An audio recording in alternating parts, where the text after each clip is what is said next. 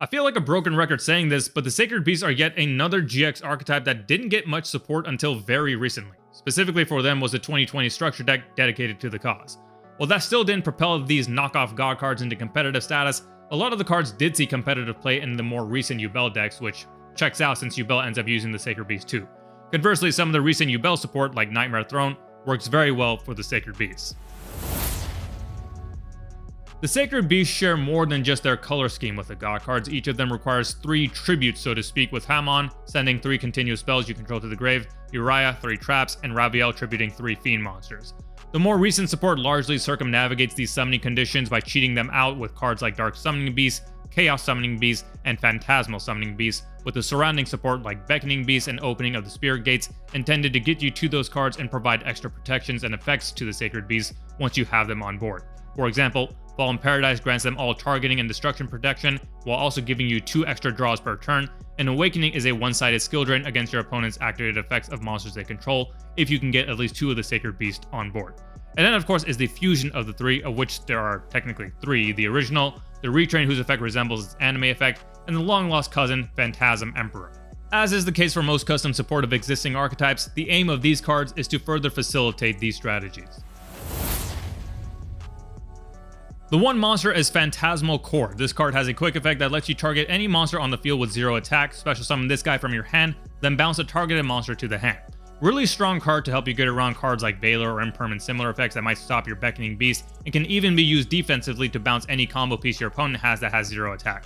Its second effect tributes itself to special summon a fiend monster with 0 attack from your hand, so helping you reset things like the Summoning Beast if they have had their effects negated. First spell is Sacred Calling, a quick play where you target a fiend monster you control, destroy that target, and if you do, activate 1 spell or trap from your deck that mentions any of the Sacred Beasts. From the grave, you can banish this card and 1 fiend monster to send any card that mentions any of the Sacred Beasts from deck to grave.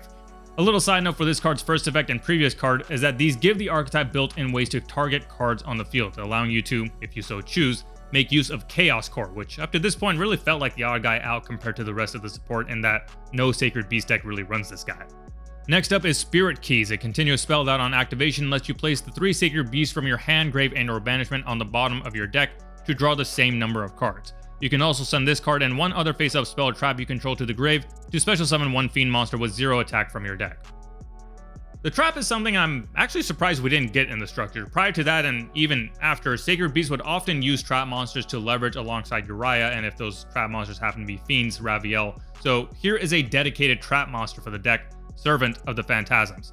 Special summons itself as a level 5 fiend with 0 attack and defense. It's also treated as a continuous spell while face up or in the grave, meaning you can use it for the proper summoning of any of the 3 Sacred Beasts. Then it has 3 effects that it can gain based on the Sacred Beast you control, or all 3 if you control Armatau. Those are as follows. If you have Uriah, spells and traps you control cannot be destroyed except this card.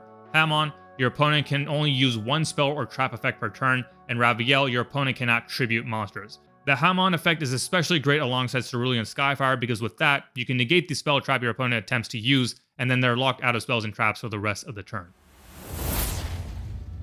First combo that I wanted to demonstrate is Chaos Core. So I was talking about this card earlier. It's not a card that many Sacred Beast deck use, but I think it has a lot of potential because it has the ability to send all 3 of the Sacred Beasts from your deck to your grave once it's targeted.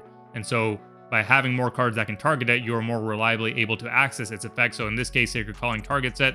We then activate this guy's effect to be able to send the 3 Sacred Beasts from deck to grave. We'll send all 3. Uriah, Raviel, Hamon. And then it has some counter effects, but that's irrelevant to the combo. Sacred Calling is going to destroy it and then allow you to activate a spell trap that mentions at least one of the crystal beasts from your deck. We're going to activate Dimension Fusion Destruction.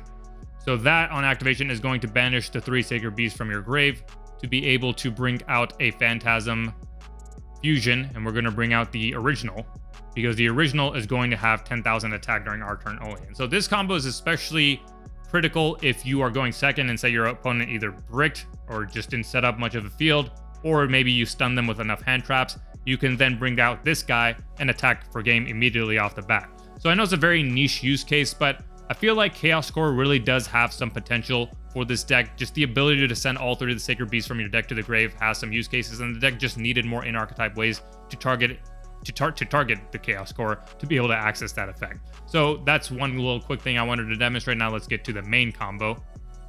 The main combo is going to involve Nightmare Throne as your one-card combo. Now, as I've talked about in the past, I'm not big on one-card combos being so robust that you develop this unbeatable field, but I do think there is a place for them to at least get yourself going, and so that's exactly what we're going to do. Activating Nightmare Throne, we're going to search out Dark Beckoning Beast.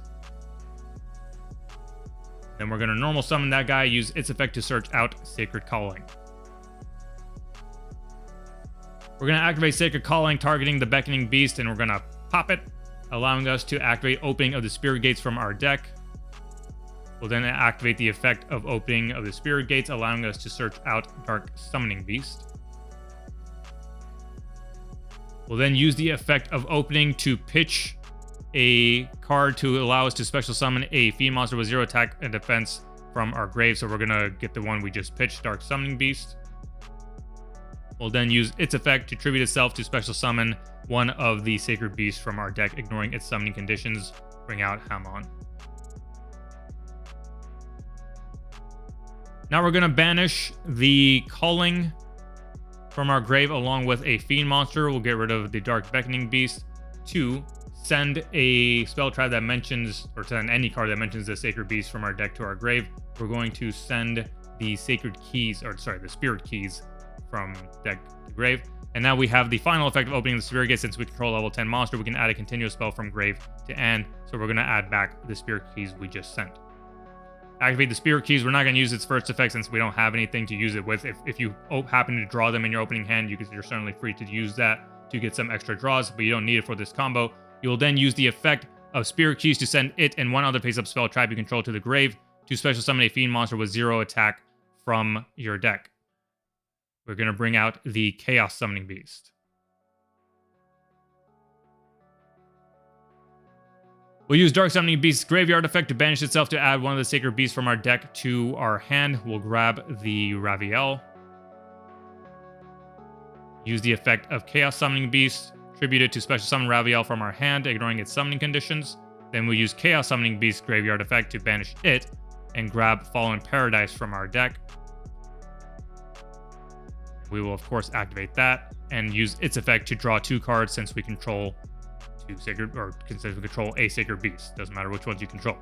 So this is where we're going to end up. Now, ideally, if you opened with it, or maybe through the extra draw power, you're able to get to the Awakening of the Sacred Beast to get that skill drain effect. But at least, even at the very least here, we have 2 4,000 attack and defense bodies on board. Opening of the Spirit Gates to recur our Fiend monsters, as well as our continuous spells in the grave. And then Fallen Paradise giving us 2 extra draws per turn to help us get through the rest of our combos. And that is some combos and a demonstration of the Sacred Beast custom support.